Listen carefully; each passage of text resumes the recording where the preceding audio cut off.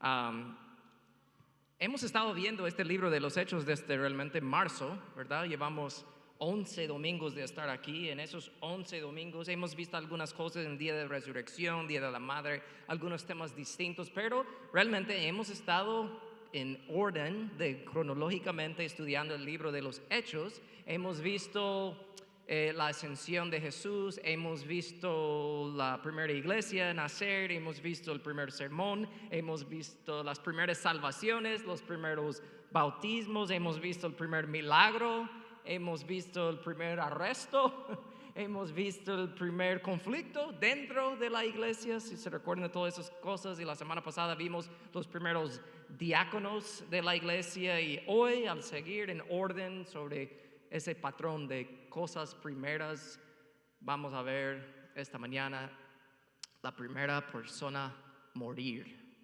por su fe en Jesucristo. El primer mártir, que se llama Esteban, que encontramos su historia iniciando mencionando a él en Hechos 6, 7 y parte del capítulo 8.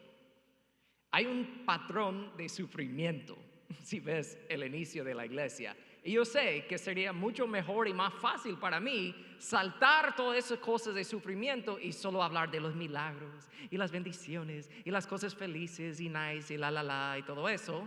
Pero una gran parte de toda la Biblia enfrenta y habla la pura verdad sobre el sufrimiento. Y eso, si tú eres un hijo de Dios, no te debe asustar, ni dar miedo, ni nada de esas cosas, sino que de verdad te debe llenar de esperanza, de saber que nosotros enfrentamos el sufrimiento de una manera bien diferente que la del mundo. Lo que separa a los cristianos verdaderos con las personas que dicen que son cristianos es el sufrimiento. Lo voy a repetir.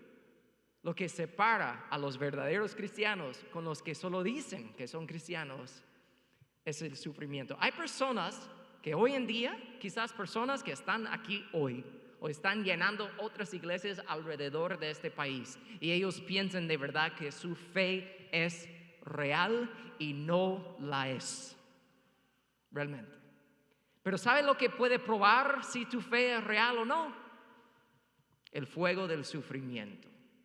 El sufrimiento que uno pasa en esta vida corta realmente cuando lo comparamos con la eternidad. Y yo les voy a decir algo que el mundo va a decir que es una locura, pero es 1000 veces tener que sufrir en esta vida corta y saber que tu fe es real y que vas a pasar la eternidad con tu Creador para siempre, que tener una vida cómoda y nunca tener un encuentro con tu Salvador y no conocerlo y no tener fe real. Es 1000 veces mejor tener que sufrir por un corto tiempo y saber que de verdad, esto es real para mí. Esto no es un juego, no es algo que alguien me ha contado, que creo un poco, que creo en un Dios en las nubes con una barba gris larga caminando. Y no creo, no, de verdad tú conoces a Dios a través de una relación personal con su Hijo Jesucristo. Entonces eso quiere decir que para el cristiano verdadero suena como una locura, pero el sufrimiento es bueno. Nadie quiere decir amén a eso. Yo sé, es mejor que yo digo, Dios te va a dar un nuevo carro, todos, amén. Pero el sufrimiento es bueno, es buenísimo. Y para el cristiano verdadero, el sufrimiento jamás es en vano.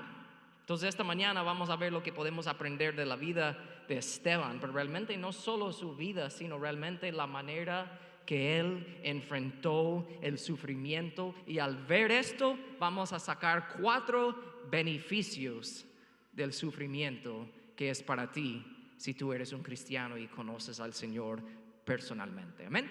Cierren sus ojos por un momento, oramos. Padre, yo te pido en el nombre de Jesús que nos ayudas a captar, como siempre oramos, por medio de tu Espíritu Santo, captar lo que tu palabra nos dice. No solo para adquirir información, sino para experimentar transformación, Señor. Te pido, si hay alguien aquí hoy que sabe muy bien de lo que se trata el sufrimiento, que hoy sea un momento que le llena de esperanza como nunca antes en su vida. Te lo pido en el nombre de Jesús. Y la iglesia dice, amén. Vemos primer beneficio de sufrir por Jesús. Sufrir por Jesús nos llena de paz. Sufrir por Jesús nos llena de paz. Solo para darles un poco del contexto, ¿ok? La semana pasada el pastor Humberto habló de los primeros diáconos. La iglesia enfrentó una necesidad, había unas viudas que estaban faltando alimento y muchas cosas así. Entonces habían nombrado ciertos líderes en la iglesia y uno de ellos, la primera vez que se menciona el nombre de Esteban, ahí es donde se menciona primera vez el nombre de Esteban. Y Esteban no solo administraba la comida y servía en la iglesia, sino que también predicaba. Era un hombre lleno de fe. Y debido a eso, dice la palabra que unos hombres de la sinagoga comenzaron a debatir con Esteban. Empezaron a decir que él estaba equivocado y ninguno de ellos podía hacerle frente debido a la sabiduría y el Espíritu Santo que estaba dentro de él y con que hablaba Esteban. Entonces vieron que no podían ganarle en un argumento. Entonces, ¿saben lo que hicieron? Fueron a persuadir a algunos hombres para que dijeran mentiras acerca de Esteban. Así que arrestaron a Esteban y lo llevaron ante el Concilio Supremo. Y en ese momento, un momento donde cuántos, no tienen que levantar la mano, pero cuántos han experimentado a alguien contando mentiras sobre ti. Y no vayan a mentir que por dentro y por fuera te molestas, te enojas, ¿verdad?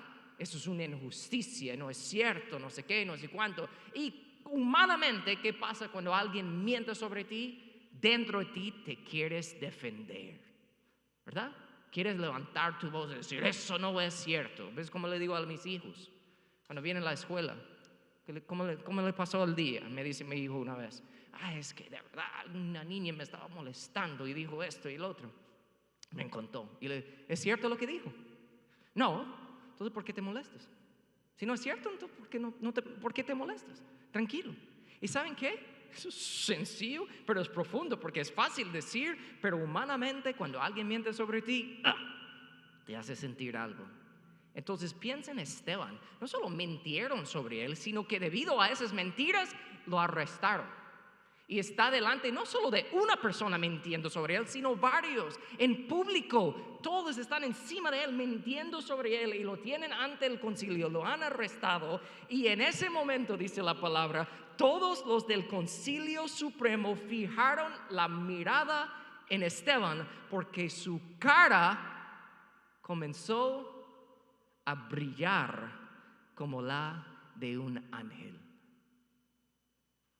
¿Cuántos de ustedes pueden decir que en medio de un conflicto, de un sufrimiento, debido a algo que tú no hiciste, personas mintiendo sobre ti, y tu pura reacción era brillar tu cara como la de un ángel? Esto es disponible para una persona que verdaderamente sufre, pero no sufre por sus propios errores, sino sufre por Jesús.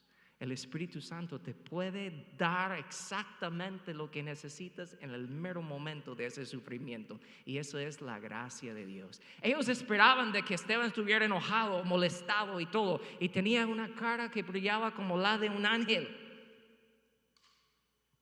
Cuando tú sufres, ¿qué dirían los demás de la cara que tú pones?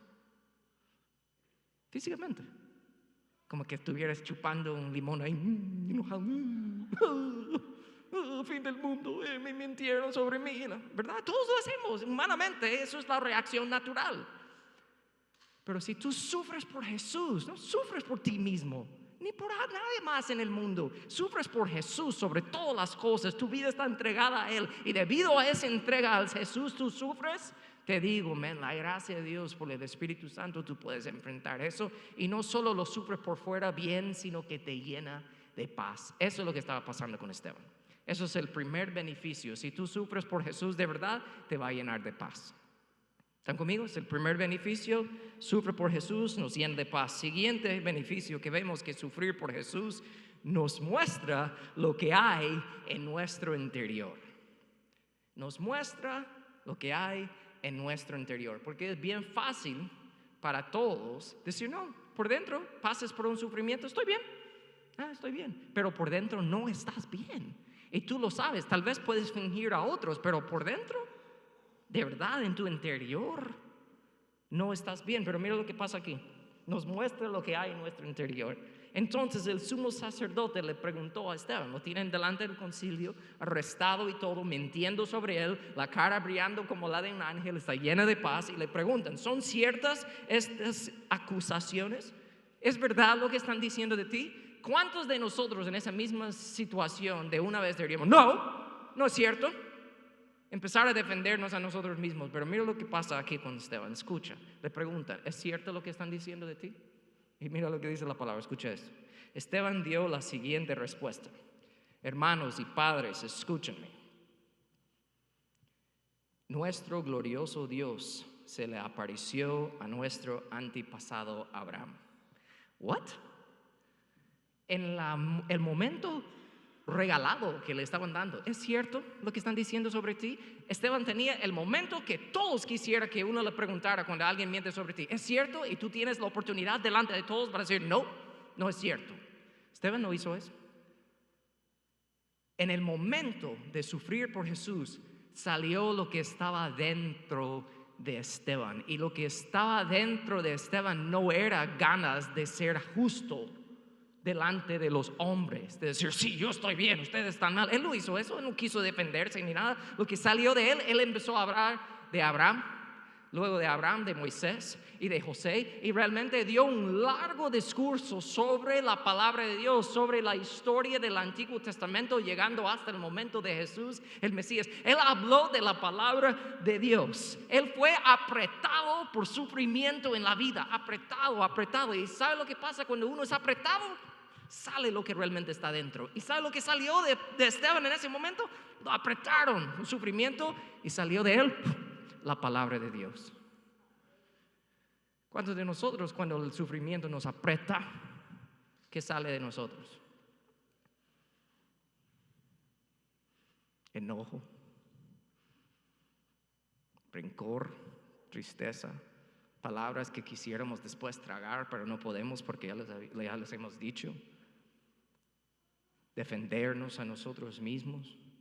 Pero Esteban, captan eso, porque esto no solo estaba disponible para Esteban, está disponible para cualquiera de nosotros que de verdad entendemos esto. Esteban fue apretado por el sufrimiento, sufrir por Jesús, y lo hizo bien. Fue capaz de sufrir bien porque no solo tenía la palabra de Dios alrededor de él. Él no solo llegaba a la iglesia a escuchar a alguien más compartir la palabra de Dios. Él no solo tenía familiares o amigos alrededor de él, que ellos seguían los caminos del Señor y que la palabra de Dios estaba alrededor, cerca de él, sino que la palabra de Dios estaba dentro de él. Estaba escrito en su corazón para que cuando el momento de su mayor sufrimiento en la vida fue apretado, naturalmente lo que salió de él es lo que ya estaba dentro, y lo que estaba dentro era la pura verdad de la palabra de Dios. Eso está disponible para ti.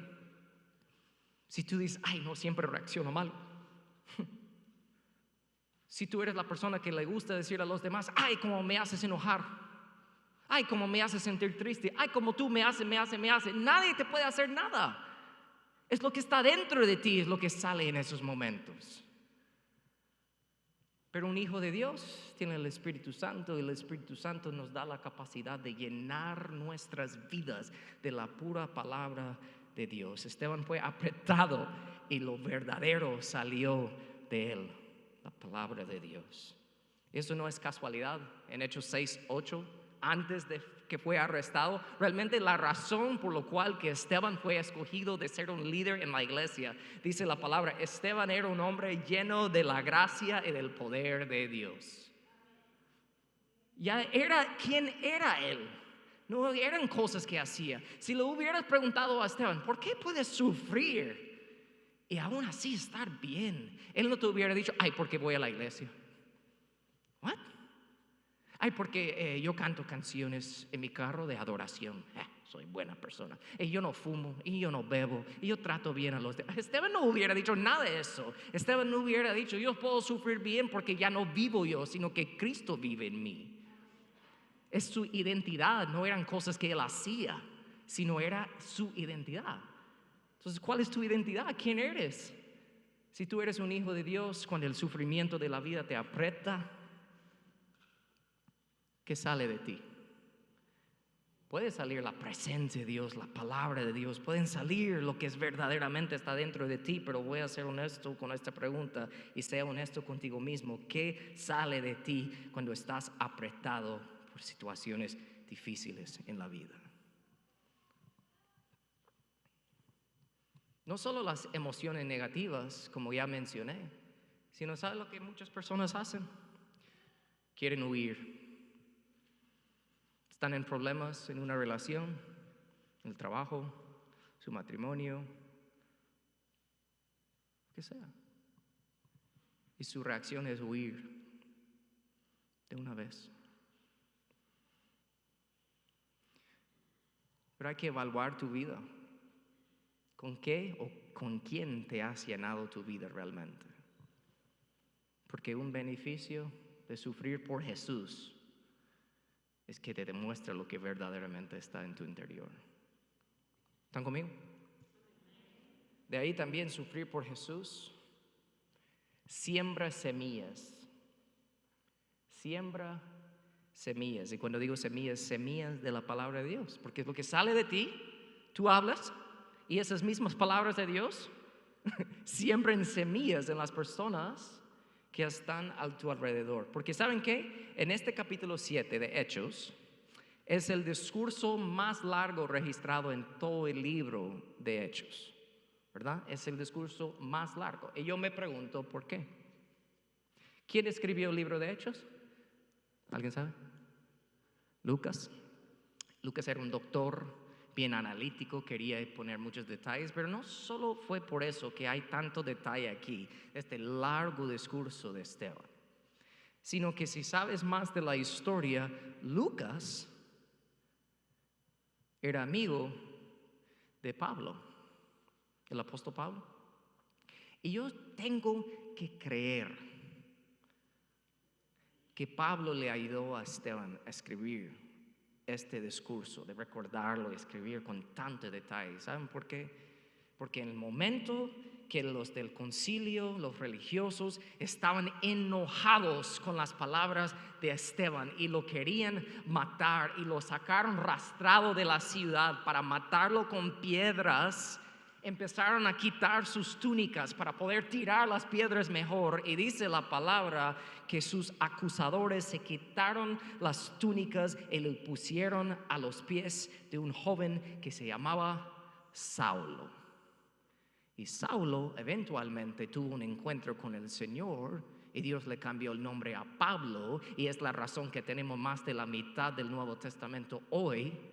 Pero Pablo, antes de ser Pablo, era Saulo, y Saulo era un asesino. Y no dice la palabra que cuando estaban matando a Esteban y Esteban estaba siendo apretado con el sufrimiento y lo que salía de él era la palabra de Dios, pero ¿sabe lo que hizo la palabra de Dios ese día? Sembró semillas en el corazón de Saulo. Aunque Saulo no dijo en el momento, no, pare, no lo maten, yo acepto al Señor, eso no pasó. Pero tiempo después, estoy seguro que Saulo, que se convirtió en ser Pablo, se recordó muy bien de escuchar las palabras de Esteban. Y no solo las palabras de Esteban, capten eso, sino la manera que Esteban sufrió impactó a Saulo. No pudo negar, este tipo lo están matando. ¿Sabe lo que hacía Esteban mientras que lo mataban con piedras? Oraba por ellos, diciendo, Señor, perdónalos. Saulo, asesino, que mataba a cristianos, estaba ahí, dando su bendición sobre el asesinato de Esteban. Y él estaba escuchando. Y esas palabras que salieron de Esteban fueron sembrados en el corazón de Saulo y eventualmente dieron fruto cuando él tuvo su encuentro con Jesucristo en el camino a Damasco. Eso es grande. Entonces piensa en la manera que tú sufres.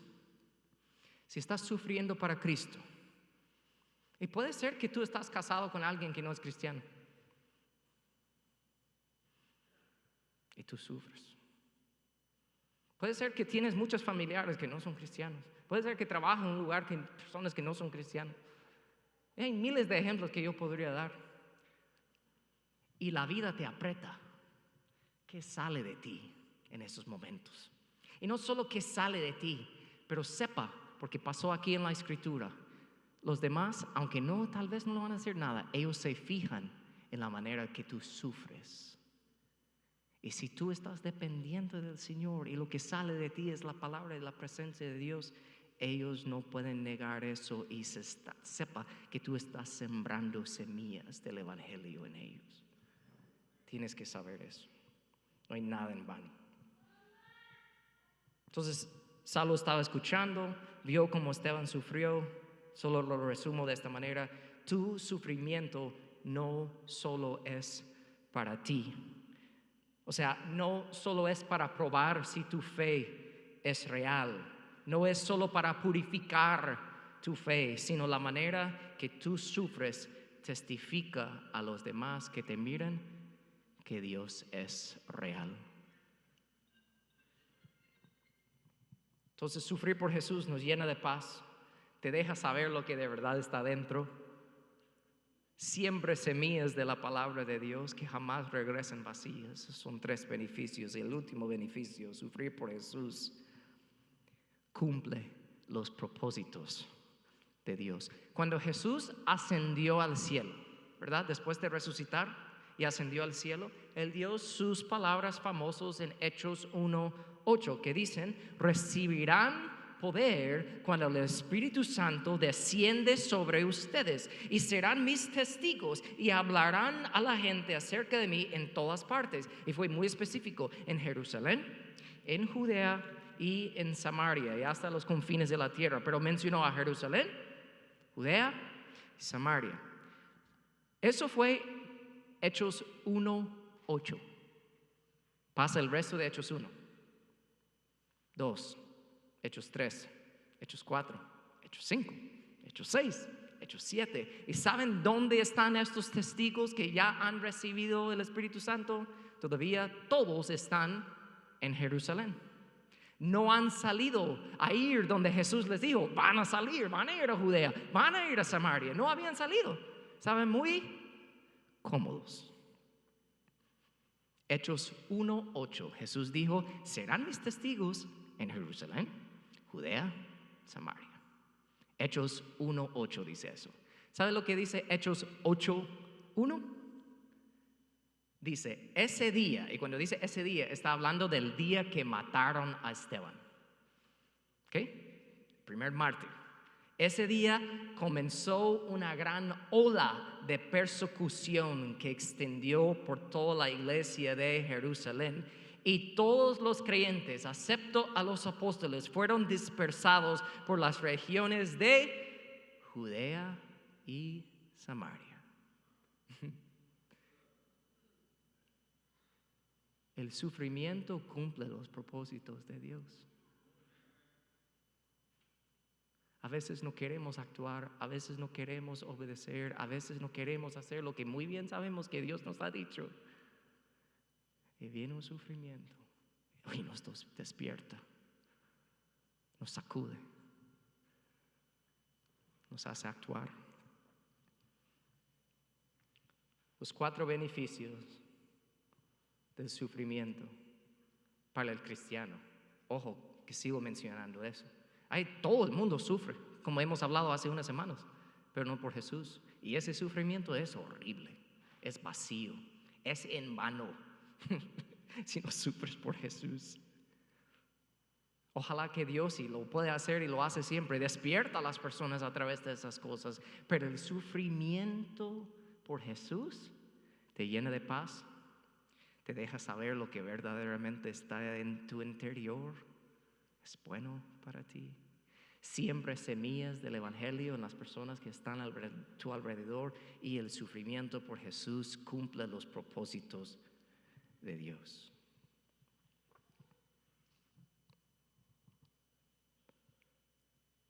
Esos beneficios están disponibles para todos nosotros, en cualquier momento. Quiero terminar con esto.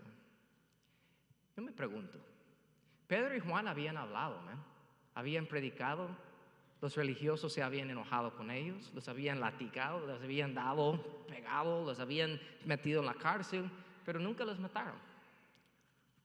¿Por qué se enojaron tanto esta vez los líderes religiosos? Porque es la misma ciudad, más probable personas similares o las mismas personas. ¿Por qué esta vez sí mataron a Esteban? ¿Saben por qué? Porque Dios usó a Esteban a decir algo de una manera tan clara que ellos no lo podrían negar. Esteban atacó a la fundación de la vida de ellos. Y la fundación de la vida de ellos es la misma fundación de muchas personas hoy en día igual. Solo escuchen lo que Esteban dijo en Hechos 7. Él dijo: pueblo terco. Ustedes son paganos de corazón y sordos a la verdad. ¿Resistirán para siempre el Espíritu Santo? Eso es lo que hicieron sus antepasados y ustedes también. Mencionen a una profeta a quienes sus antepasados no hayan perseguido. Está diciendo: ustedes han matado a todos, han perseguido a todos, nunca han captado el plan de Dios.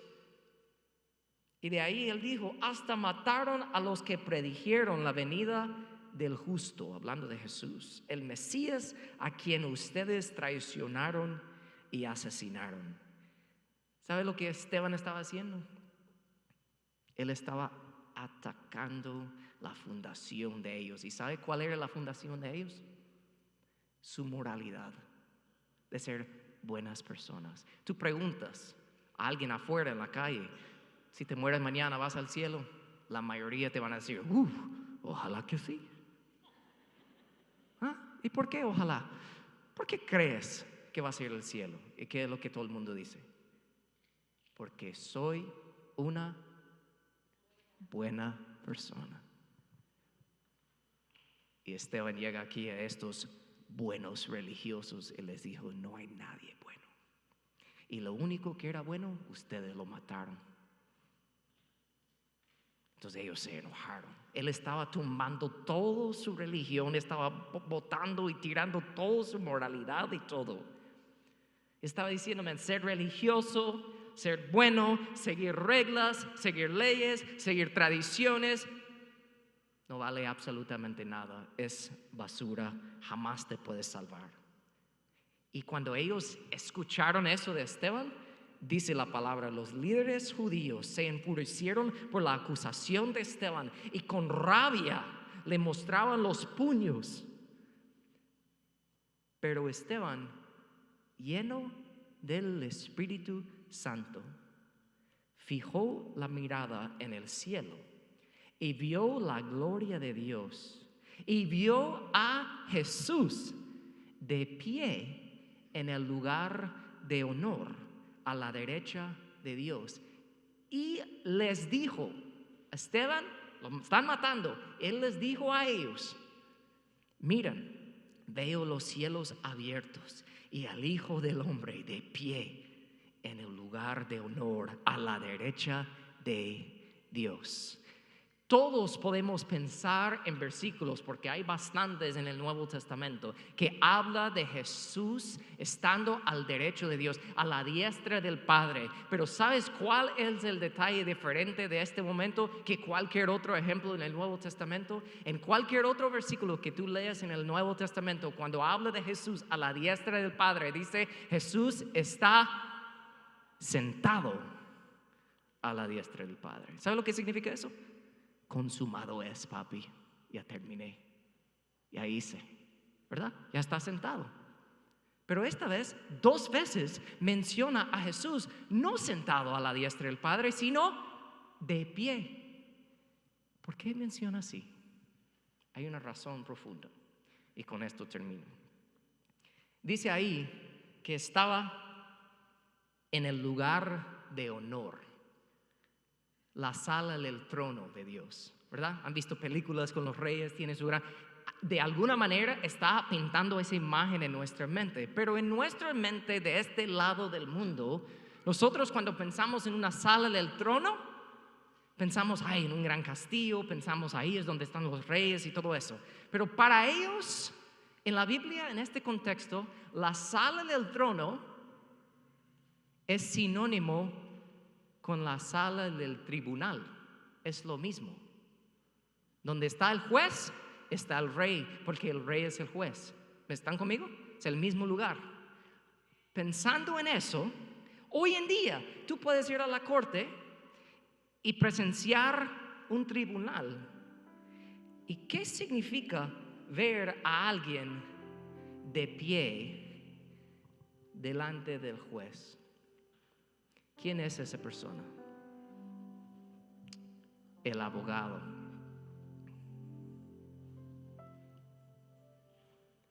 Capten eso. Dios le permitió a Esteban ver con sus propios ojos lo que él estaba predicando a ellos. Esteban estaba diciendo: ustedes no pueden salvarse a sí mismos, necesitan un abogado, necesitan alguien que se pone en medio por ti. Y mientras que él predicaba eso, y debido a ese sufrimiento lo estaban matando, Dios le regaló a Esteban la capacidad de ver a su abogado, haciendo precisamente eso en ese momento por Esteban.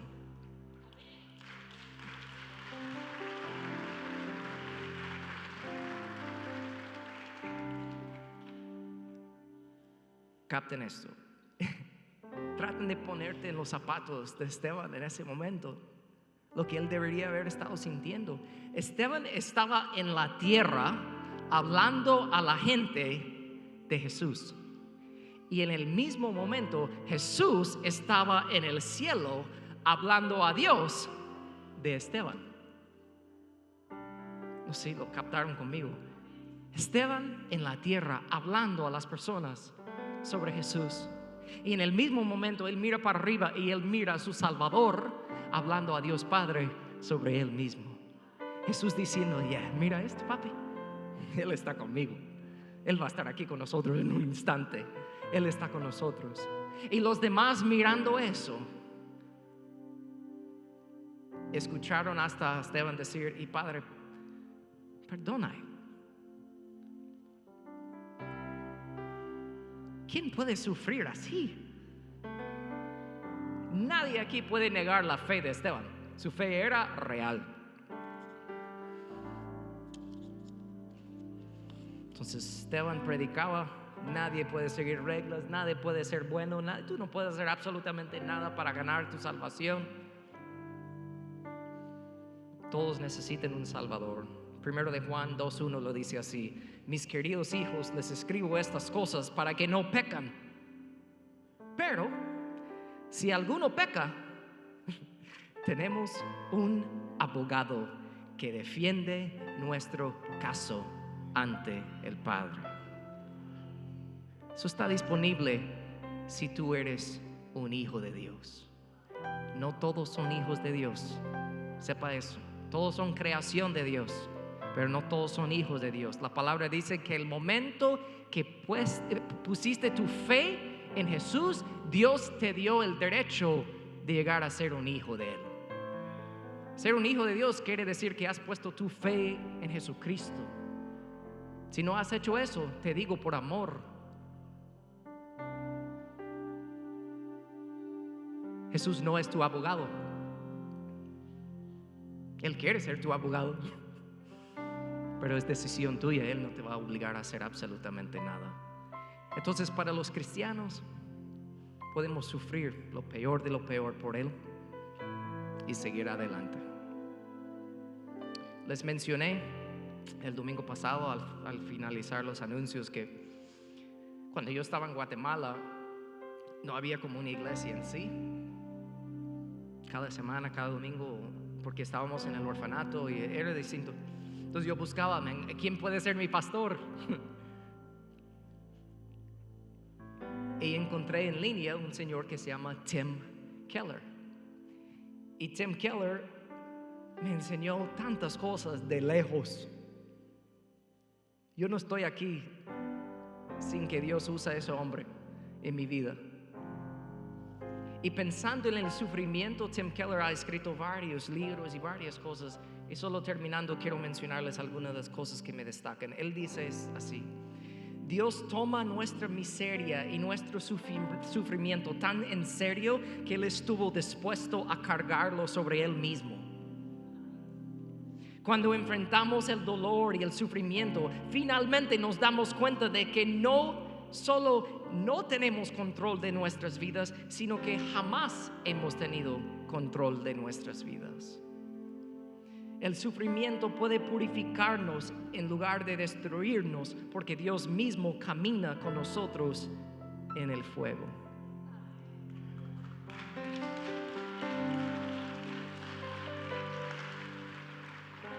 Realmente no sabes que Jesús es todo lo que necesitas hasta que Jesús es todo lo que tienes. El sufrimiento te enseña eso. Y de ahí,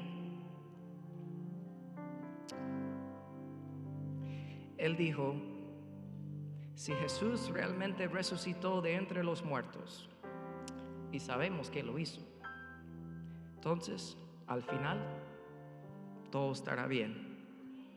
Si tú crees eso, si Jesús es tu Salvador, tú puedes pasar por cualquier sufrimiento y al final todo va a estar bien.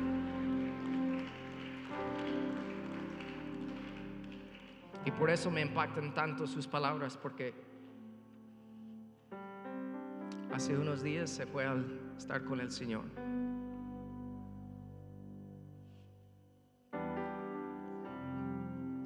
Entonces quiero ponerles unas preguntas aquí en la pantalla. Esto es algo que me gustaría empezar a hacer seguido de aquí. Pensando en el mensaje de hoy, en la palabra, este tema de sufrimiento, piensa en estas preguntas por un momento. Pregúntate a ti mismo: ¿qué me dijo Dios? ¿Qué paso de acción tomaré? ¿A quién voy a decir? ¿Y quién me ayudará? No tomes esta palabra y guardarlo para ti mismo. Hay que hablarlo. Si Dios te habló algo, hay que compartirlo con alguien.